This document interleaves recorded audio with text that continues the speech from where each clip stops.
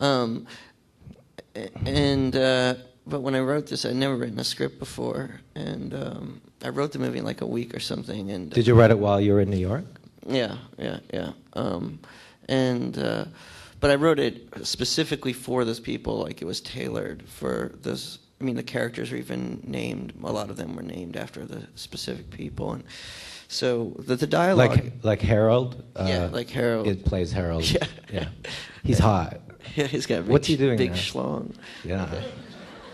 He's the one during the if you've seen the film with the swimming pool scene where he's like moving his hips like this, and you can hear his dick like slapping his thighs, even though you can't see it. Love that. Yeah, that was my favorite scene. No, anyway. But anyway, yeah, the script. So, I mean, it was pretty much I was pretty good at listening to people talk and then kind of figuring out like cadences and rhythms of speech and stuff. So the dialogue was really pretty close, and I tried to write it at that point. I was trying to write dialogue that was really accurate, so it was pretty much like written with those voices in my head. You know, it was tailored for those specific characters. So I'm also curious just about the process of making the film, because, like, for example, with a scene like that, would you have been there, like, off camera? Oh yeah, I was there the whole movie. I was there. It was Larry's first film, and I was, just out of high school, and I knew I wanted to make movies, and it was good for me. I got to watch the whole process, and I got to learn the technical stuff, and it was. Your cameraman was, or his cameraman was Eric Edwards, who shoots a lot of Gus Van Sant films. Yeah, really, and it was good, and kind of in writing it, I used films like Pichot and Los Olvidados as kind of models, and I knew we wanted to use the real kids. And Luna, were you influenced by Luna at all? Luna's one of my favorite films, but it's actually it's funny because I just rewatched that a few days ago. It's one of my favorite movies, but it's pretty much it's not really any kind of direct influence on this movie, but. I would think it would be. You'd seen it though when you. Yeah. Because that's what, in a way, that's what kids reminds me very much of Bertolucci's Luna, especially the parts with the kids, and when the kid is like shooting up heroin. Yeah.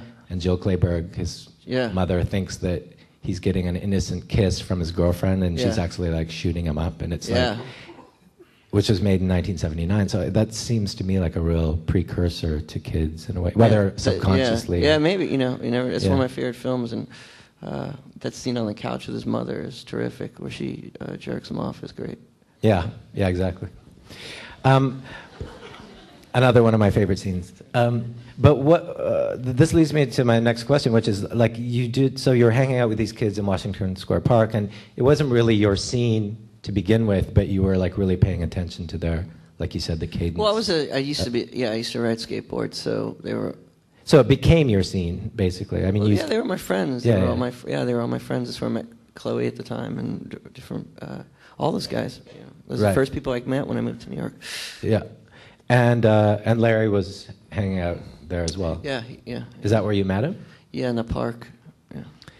And was he a friggin' pedophile? Oh God, no. Anyway, one thing that I find really shocking about your movies is, but that you combine this old school vaudeville and Borscht Belt kind of humor and dialogue with these like skateboarding, these modern kids like who are like skateboarding and glue sniffing and all this kind of stuff, which seems like a really like sort of unlikely combination of things.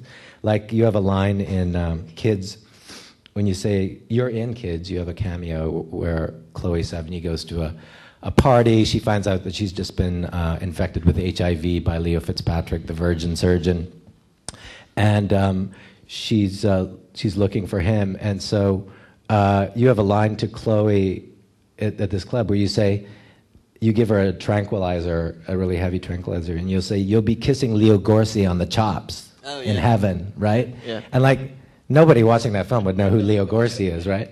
Who was one of the Dead End Kids, like an old Hollywood... Bowery Boys. Bowery Boys. Which actually, because I said that, because my dad used to show me all the Bowery Boys movies when I was growing up, and I loved Hunt's Hall.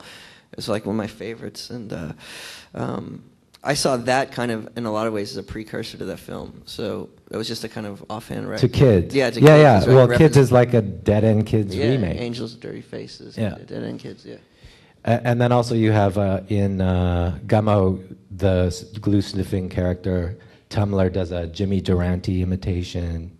Yeah, that movie is. I mean, if you want to get into that, but that movie is really because I've been reading like a lot of Milton Berle joke books, and I tried to before that I'd wanted to make the Henny Youngman biography. It was called Take My Life, Please, and I wanted to make, but he died, or I forget. Like you wanted to make it into a film. In the book, he said it was strange because in the book, when I was reading it, it said that he'd kept his phone number in the phone book so that he could play bar mitzvahs if you wanted to call him up.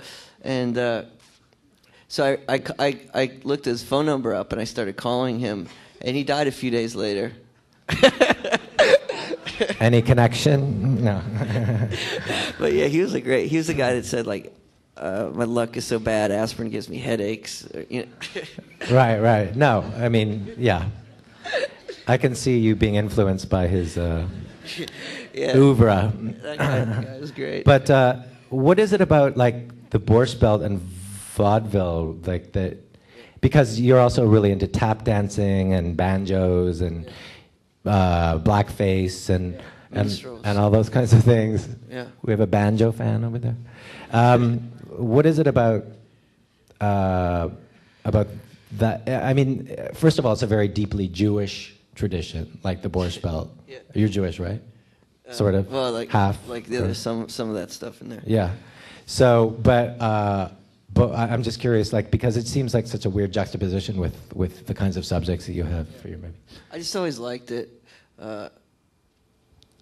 I can appreciate a person that can paint themselves black and then go out on stage and like do a dance and sing a jingle, and I just like that.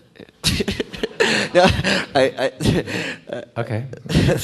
Yeah. It's entertaining. Yeah, it's really good. I used to. Red Buttons was another guy. Red Buttons is a trooper. I mean, it's part of the tradition is that, you know, they were out there every night. Yeah. Workhorses. Yeah. Total workhorses, like just like entertaining.